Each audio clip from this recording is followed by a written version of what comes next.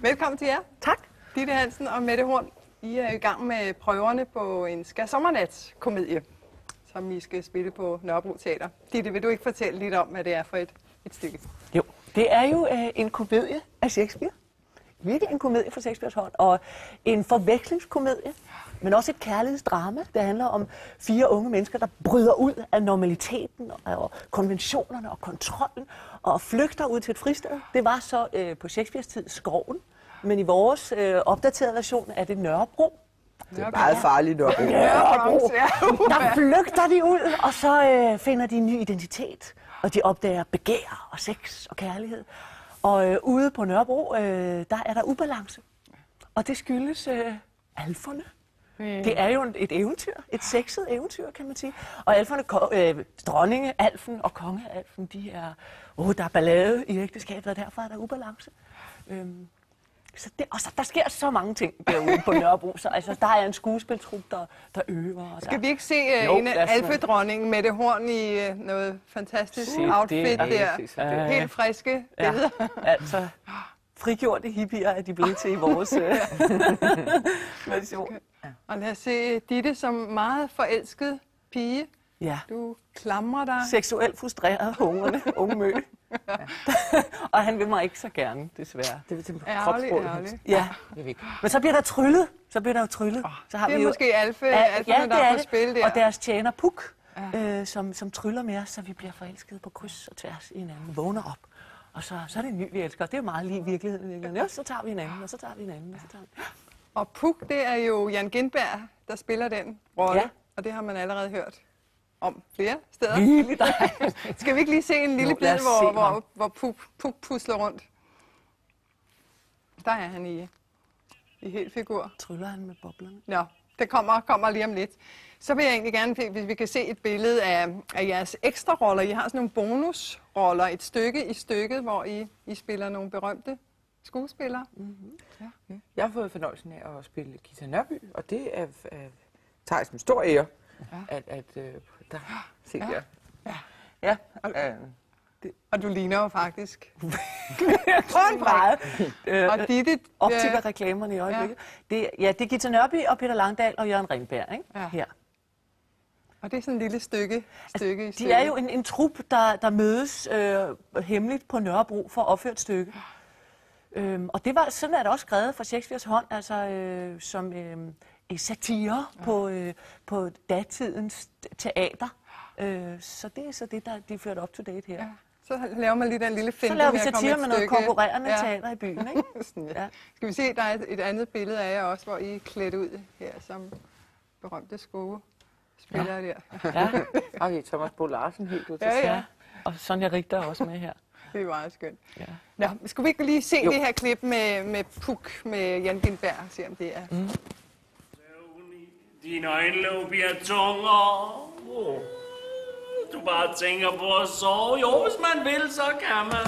Hold nu kæft, du er jo ikke Ali Hermann. Hvad har du gjort? Du er jo byttet om. Så elixiren i en trofast elsker kom.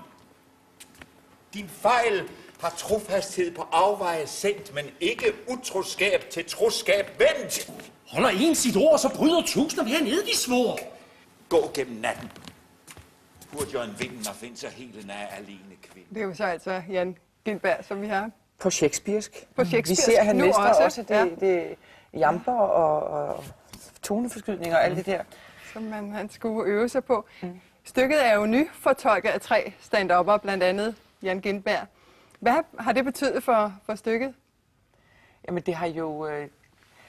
Altså det er jo en måde, som så ligesom gør den lidt, fører det lidt up to date nogle steder, hvor at figurerne, som jo har nogle problemer, nogle problemstillinger, ligesom i figurer går ud og taler lidt til publikum om det problem, de nu har. Lidt sat op i måske nogle referencerammer, som måske er lidt nemmere for os i dag som moderne mennesker at fatte og grine af. Fordi det skal jo være sjovt. Det er jo en komedie. Så det er jo ikke noget, vi skal være bange for os, men vi skal selvfølgelig hoppe på det der drama der, og så måske grine. Altså, fordi Shakespeare var jo lige så fræk, som vi er nu til dag. Så man har jo tit med, at man tror, at vi er nok de frækkeste, mest uartige, banebrydende mennesker i hele historien. Men det viser sig så, at så var Shakespeare måske lidt skrækkeligt. Ja. Men alligevel er der blevet skruet op for charmen her, ikke? Det er blevet lavet sådan up to date. Jo, så det vil tror noget. jeg. Og det er jo også en måde at gøre... At jeg synes måske virkelig en meget sjov måde at lære Shakespeare at kende på. Så tager vi det lidt pø om pø, fordi det er selvfølgelig en stor mundfuld, altså med den måde, altså sproget er, ikke? Som jo... Og de får, altså publikum får en dosis Shakespeare, det der smukke sprog. Ja. Og så får de sådan en friskhed, hvor det er, jamen, det er jo ligesom mig. Gud, var det Shakespeare? Jeg tror, der er nogen, der vil få sådan en opdagelse af, Gud, kunne det være, er Shakespeare også det? Det er jo bare mig, sådan har jeg det jo. Men det er meget sjovt, har jeg ladet mig fortælle. Også, hvordan er det at skulle hoppe ind i sådan nogle roller? Stor ekspression, Anne, var. Det er jo tit Dagligt også. Ja, men helt ærligt, det er altså, der er virkelig, det er rigtig med, der er ikke noget nyt i det. Altså, han var bundpervers, Shakespeare. Det er porno, decideret, bare smukt pakket ind, og det er jo dejligt. Virkelig. Jamen altså, så er de jo...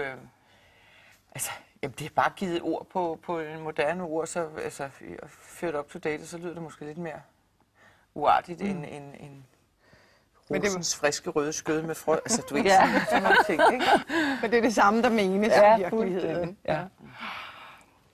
Er den nye opførelse her, så er den i virkeligheden tættere så på den fornemmelse, som publikum havde dengang? Er det i virkeligheden det samme, tror Jamen, jeg? det har vi snakket om, at det i virkeligheden nok er, fordi at Shakespeare har skrevet det her stykke som som bestillingsstykke til et bryllup. Ja. Så det er sådan lidt med løs hånd, det er rystet ud, og det er med humor, det var med referencer til sin nutid, sin samtid. Det var et satiristykke. Og netop et lummerstykke med lavkomik. Så måske hvis Shakespeare havde siddet i vores sal, så tror jeg ikke, at han havde rynket bryn af det. Jeg tror, han synes, at det var meget rigtigt i dag. Og så håber vi altså lidt kog i salen, og lidt brøl, og vi må gerne råbe op, og vi så snakkes vi lidt sammen. Jeg håber lidt på at få sådan lidt mere dialog indover, og sådan. Der må godt være gang i salen.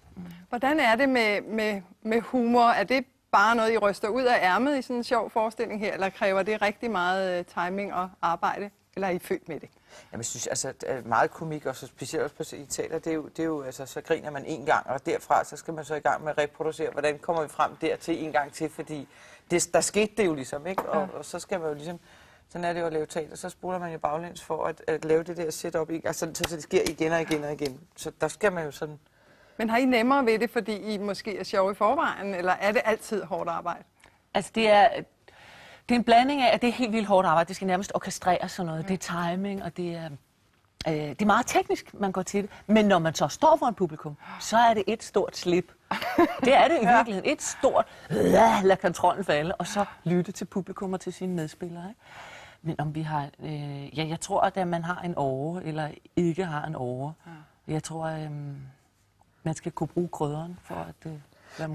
Ja, så tror jeg, at man synes, det er sjovt. Altså, man har en drift for at gå hen de der steder, hvor der er en lille smule pinligt, eller lidt for meget, eller hvor tingene ikke rigtig stemmer i overensstemmelse med, hvad det folk siger er. Og det er et rigtig sjovt land at være i, og hvis man har snudet folk på derhen, så er det tit det rigtige sted, man står med de der ting der. Så kunne der godt opstå noget. Ja. I har premiere den 6. december. Yes. Held og lykke med det. Tak fordi I kom.